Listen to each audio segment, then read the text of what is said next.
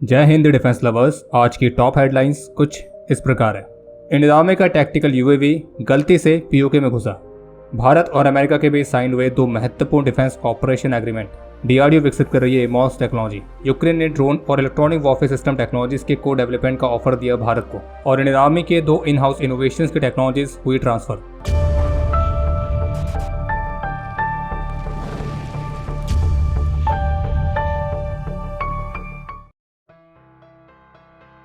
तो आज का सबसे पहला अपडेट है कि आज सुबह 9:25 पर इंडियन आर्मी के एक यूएवी जो कि अपनी ट्रेनिंग मिशन पर था, तो ये किसी तकनीकी खराबी के कारण इसका कंट्रोल लॉस्ट होने की वजह से ये एलओसी पार करके पाकिस्तानी सीमा के अंदर निकियाल सेक्टर में चला गया था। और निकियाल सेक्टर भारत के भिम्बरगली सेक्टर के ठीक अपोजिट पड़ता है। और मीडिया रिपोर्ट्स के मुताबिक पाकिस्तानी ट्रूप्स ने भारत के इस यूएवी को रिकवर कर लिया था और फिर इंडियन आर्मी की तरफ से पाकिस्तानी आर्मी को हॉटलाइन के थ्रू मैसेज दिया गया था कि वे भारत के इस यूएवी को वापस कर दें। और यूएवी की जो तस्वीरें सामने आई हैं उसको देखकर यह लगता है कि यह भारत की आइडिया फोर्स द्वारा बनाया गया स्विच टैक्टिकल यूएवी है। और जब से जम्मू कश्मीर में आतंकी गतिविधियां बढ़ी हैं तब से इंडियन आर्मी ने एलओसी के पास अपनी निगरानी को और मजबूत कर दिया है और जिसके लिए यूएवीज का काफ़ी ज़्यादा इस्तेमाल किया जा रहा है। लेकिन जैसा कि आर्मी की तरफ से कहा गया कि उनका जो ये यूएवी है वो अपनी ट्रेनिंग मिशन पर था।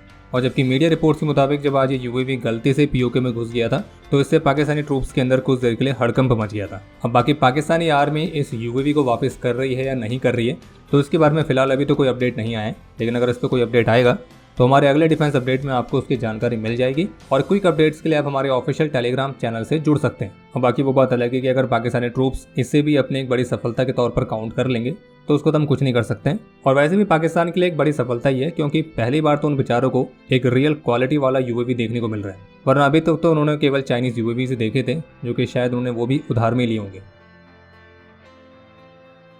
भारतीय रक्षा मंत्री श्री राजनाथ सिंह की यूएस की ऑफिशियल विजिट की शुरुआत हो चुकी है और इस विजिट के पहले दिन भारत और अमेरिका के बीच डिफेंस कॉपरेशन को और मजबूत करने के उद्देश्य के साथ दो प्रमुख एग्रीमेंट साइन किए गए, जिसमें से एक एग्रीमेंट है SOSA यानी कि सिक्योरिटी ऑफ सप्लाईज अरेंजमेंट और दूसरा एग्रीमेंट है लिएजन ऑफिसर्स के असाइनमेंट से संबंधित। और इन दोनों में से जो SOSA वाला एग्रीमेंट है तो इसके साइन होने से भारत और अमेरिका कॉन्ट्रैक्ट्स और सब कॉन्ट्रैक्ट्स को एग्जीक्यूट करने के लिए एक दूसरे की डिफेंस कंपनीज से गुड्स एंड सर्विसेज को प्रायोरिटी बेसिस पर डिलीवर करने के लिए रिक्वेस्ट कर सकते हैं। बाकी हाँ, इस एग्रीमेंट के साइन होने से जो तेजस के जेट इंजन की डिलीवरी में डिले हो रहा है तो उसमें कुछ खास तेजी देखने को मिलेगी, तो ये कहना अभी थोड़ा मुश्किल है। और ये एग्रीमेंट भारत और अमेरिका किसी को भी किसी भी तरह की कमिटमेंट में नहीं बांधता है, बल्कि इसमें जो भी प्राथमिकता है वो पूरी तरह से गुडविल पर आधारित रहने वाली है। लेकिन अब इसके बाद जो अगला कदम होगा RDP यानी कि रेसिप्रोकल डिफेंस प्रोक्योरमेंट एग्रीमेंट, तो ये साइन होने के बाद से दोनों देशों की डिफेंस कंपनीज को लीगली बाइंड करेगा और इससे एक बड़े लेवल पर जॉइंट प्रोडक्शन और सोर्सिंग को प्राथमिकता देने में मदद मिलेगी। और जिस तरह से अमेरिका की कंपनीज को इस एग्रीमेंट के माध्यम से भारत में अपने बेस को बढ़ाने में मदद मिलेगी, तो उसी तरह से ये जो एग्रीमेंट है भारत की कंपनीज को भी अमेरिका में अपना इंडस्ट्रियल बेस इनहेंस करने का अवसर मिलेगा और दोनों देशों की कंपनीज के बीच और भी टेक्नोलॉजिकल कोलैबोरेशंस देखने को मिल सकते हैं। इंडियन आर्मी के मेजर राज प्रसाद RS के दो रेवोल्यूशनरी इनोवेशंस, जिसमें से एक है एक्सप्लोडर जो कि एक IED disposal and room intervention UGV है, और दूसरा इनोवेशन जिसका नाम है अग्नि अस्त्र जो कि एक multi target portable detonation device है। तो आर्मी की इन दोनों इन हाउस इनोवेशंस की टेक्नोलॉजीज इंडियन इंडस्ट्रीज को ट्रांसफर की गई है और इस टेक्नोलॉजी ट्रांसफर को FITT यानी कि foundation of innovation and technology transfer के थ्रू फैसिलिटेट किया गया था। और ये विकसित भारत 2047 की तरफ इंडियन आर्मी के मॉडर्नाइजेशन ड्राइव का हिस्सा है, जो कि टेक्नोलॉजी सिस्टम्स और प्लेटफॉर्म्स के स्वदेशी विकास के साथ कई सारी स्वदेशी परियोजनाओं में शामिल होकर आत्मनिर्भरता की तरफ आर्मी के सपोर्ट को भी दर्शाता है। बाकी स्वदेशी परियोजनाओं से जुड़े दो और इंटरेस्टिंग अपडेट्स हैं।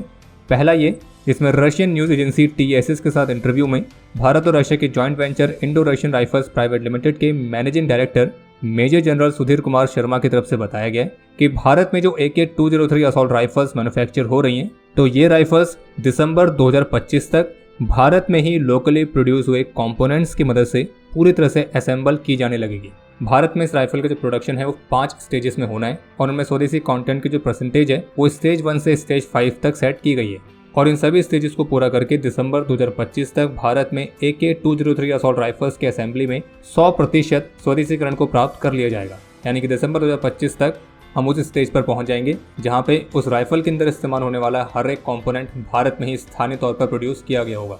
बाकी जून 2023 में जो पहली राइफल असेंबल हुई थी उसमें केवल 5% तक के ही स्वदेशी कंपोनेंट शामिल थे और 95% कंपोनेंट्स रशिया से नॉकडाउन कंडीशन के तहत लिए गए थे।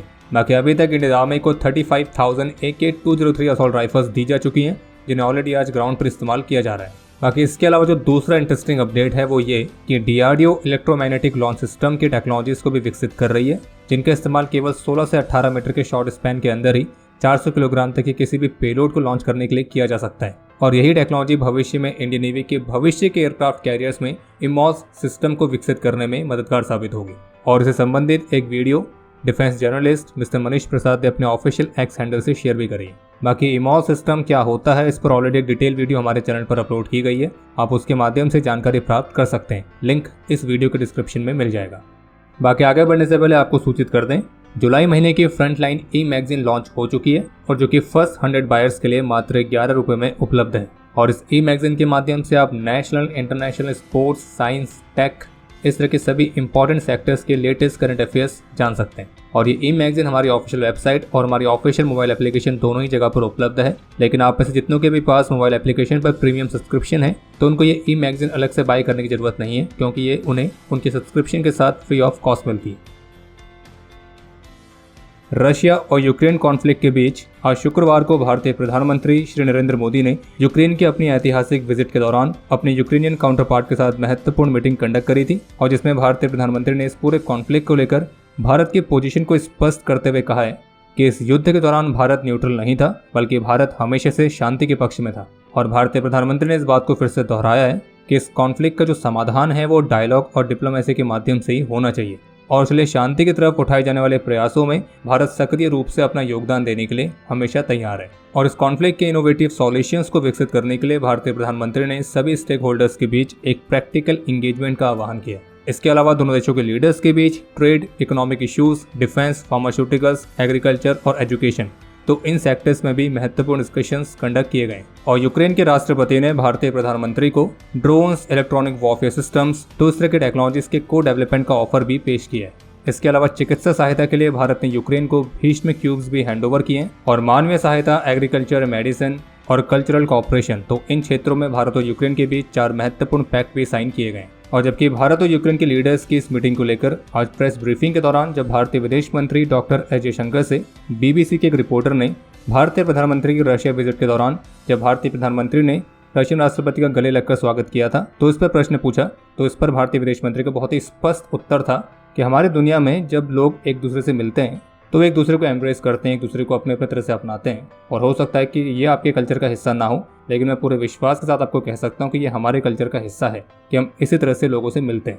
और जिस तरह से भारतीय प्रधानमंत्री ने रशिया के राष्ट्रपति को गले लगकर अपनाया था, उसी तरह से यूक्रेन की विजिट में उन्होंने यूक्रेन के राष्ट्रपति को भी गले लगकर अपनाया। और भारत दुनिया भर के सभी लीडर्स के साथ ऐसे ही मिलता है। और रशिया पर लगे सैंक्शंस पर भारतीय विदेश मंत्री का स्पष्ट कहना था कि किसी और पर प्रतिबंध थोपना ये भारत की पॉलिटिकल डिप्लोमेटिक हिस्ट्री का हिस्सा नहीं है और दुनिया भर के सैंक्शंस में हम केवल UN के सैंक्शंस ही हैं जिनको देखते हैं और उनकी रिस्पेक्ट करते हैं। यानी कि कहने का तात्पर्य सीधा सा है कि वेस्टर्न कंट्रीज जो अपने अपने फ़ायदे के अनुसार दूसरे कंट्रीज़ पर प्रतिबंध लगाती हैं और फिर एक्सपेक्ट करते हैं कि हर देश उस प्रतिबंध को माने, लेकिन भारत ने क्लियर कर दिया है कि केवल UN द्वारा लगाए गए सैंक्शंस ही एक्चुअल में वैलिड है। खैर बाकी इसके अलावा यूक्रेन के राष्ट्रपति ने भी इंडियन मीडिया के साथ लगभग 1 घंटे तक ब्रीफिंग करी थी और इस ब्रीफिंग में यूक्रेन के राष्ट्रपति ने भारतीय प्रधानमंत्री की यूक्रेन विजिट को एक अच्छी शुरुआत की तरह बताया है।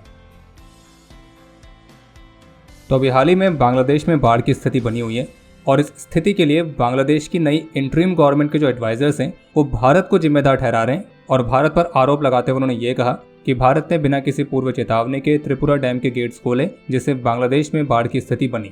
और इस पूरे मामले को कुछ इस तरह से डिस्क्राइब करने का प्रयास किया गया कि भारत एक एंटी बांग्लादेश पॉलिसी को फॉलो करता है। लेकिन भारतीय विदेश मंत्रालय ने बांग्लादेश के इस क्लेम को रिजेक्ट किया और ये स्पष्ट किया कि बांग्लादेश के कुछ जिलों में जो बाढ़ की स्थिति बनी है तो वो भारी बारिश के कारण है और भारत ने त्रिपुरा डैम से कोई भी पानी रिलीज नहीं किया है। और जबकि गवर्नमेंट सोर्सेज के मुताबिक भारत ने बांग्लादेश को इस बात के लिए भी वार्न किया है कि इस मामले पर कोई भी मिसप्लेस नैरेटिव्स को प्रमोट ना करें। लेकिन आपको बता दें कि बांग्लादेश की इंटरिम गवर्नमेंट के कुछ लोग भले इस फर्जी नैरेटिव को सपोर्ट करें या ना करें, लेकिन हमारा जो अपना एक निकम्मा पड़ोसी है पाकिस्तान, उनकी प्रोपेगेंडा विंग ने इस फर्जी नैरेटिव को फैलाना ऑलरेडी स्टार्ट कर दिया है। और पाकिस्तान के प्रोपेगेंडा अकाउंट्स ने ऑलरेडी सोशल मीडिया पर ऐसे पोस्ट करने शुरू कर दिए कि बांग्लादेश जो कि भारत को एक मित्र देश की तरह देखता है, उसकी वजह से बांग्लादेश में बाढ़ की स्थिति बनी, और पाकिस्तान जिसको दुश्मन देश की तरह समझता है वो बांग्लादेश के सपोर्ट में खड़ा है। जबकि सच्चाई है कि बांग्लादेश में जो बाढ़ की स्थिति बनी है वो भारत की वजह से नहीं बनी है, वो भारी बारिश के कारण हुई है। और उस बाढ़ की स्थिति से केवल बांग्लादेश ही नहीं बल्कि भारत में त्रिपुरा के भी कुछ क्षेत्र प्रभावित हुए हैं और भारत ने कोई भी डैम से पानी रिलीज नहीं किया था। तो इसलिए आपसे भी अनुरोध है कि पाकिस्तान के इस प्रोपेगेंडा से सावधान रहें। और बांग्लादेश के लोगों को तो ये कभी नहीं भूलना चाहिए कि वो पाकिस्तानी था जिसकी वजह से ईस्ट पाकिस्तान को बांग्लादेश बनाने की जरूरत पड़ी। बाकी इसके अलावा एक अपडेट यह है कि एक पाकिस्तानी यूट्यूबर जिनका नाम है ओरिया मकबूल जान, जो कि समय समय पर पाकिस्तानी आर्मी को क्रिटिसाइज करते रहते हैं, तो उन्हें भी हाल ही में पाकिस्तानी अथॉरिटीज ने पंजाब प्रांत से रिलीजियस हेट्रेड और इंस्टीट्यूशंस को डिफेम करने के आरोप में गिरफ्तार किया है। बाकी पाकिस्तानी एस्टेब्लिशमेंट के खिलाफ आवाज उठाने वालों को ऐसे दिन दहाड़े गायब कर देना, उनको गिरफ्तार कर लेना, उनको उठा लेना, ये पाकिस्तान में कोई नई बात नहीं है। बल्कि अभी करीब सप्ताह भर पहले ही पाकिस्तान की इंटेलिजेंस एजेंसीज ने ऐसे ही एक और यूट्यूबर और कॉमेडियन को अगवा कर लिया था, क्योंकि वो पाकिस्तानी एस्टेब्लिशमेंट की पोल खोल रहा था। और यही तरीका है पाकिस्तान का अपने वहाँ फ्रीडम ऑफ स्पीच और ह्यूमन राइट्स का सम्मान करने का, कि जो अपने राइट्स का इस्तेमाल करके उनकी पोल खोले तो उन ह्यूमंस को ही गायब कर दो। फिर क्या उनकी स्पीच और क्या उनके राइट्स, या आसान शब्दों में कहें, ना रहेगा बांस ना बजेगी बांसुरी। तो पाकिस्तानी एस्टेब्लिशमेंट कुछ इसी तरह की पॉलिसी फॉलो करता है। चलिए, बाकी अब समय है आज के इतिहास का। आज के दिन 2019 में जम्मू कश्मीर में देश के प्रति अपना कर्तव्य निभाते हुए नायक राजीव थापा ने अपना सर्वोच्च बलिदान दिया था। आज के दिन 1997 में जम्मू कश्मीर में एक ऑपरेशन के दौरान अपने अदम्य साहस और वीरता का परिचय देते हुए मेजर दीपेंद्र भूचर और लांस नायक शमशेर सिंह वीर गति को प्राप्त हुए थे और इन दोनों को मरणोपरांत वीर चक्र से सम्मानित किया गया। बाकी आपके लिए आज का प्रश्न ये है कि आज जो 23 अगस्त को नेशनल स्पेस डे भारत में सेलिब्रेट किया गया तो वो खास तौर पर भारत की किस उपलब्धि के कारण है। और अब समय है आज के टॉप 3 कमेंट्स का, जो ये रहे आपकी स्क्रीन पर।